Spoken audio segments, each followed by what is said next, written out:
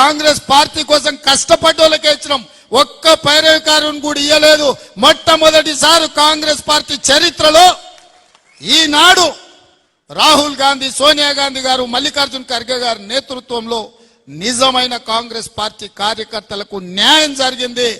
రేపు కూడా మీకు నామినేటెడ్ పదవులు కానీ, సర్పంచులు కానీ, ఎంపీటీసీలు కానీ, ఎంపీపీలు కానీ, జడ్పీటీసీలు కానీ ఏ పదవైనా కష్టపడ్డ కాంగ్రెస్ పార్టీ కార్యకర్తలకు ఇప్పించే బాధ్యత నాది.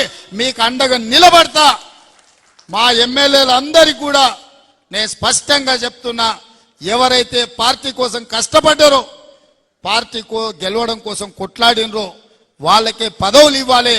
ఇవాళ కార్యకర్తలు అక్కడ ఉంటేనే మనం ఇక్కడ ఉంటాం.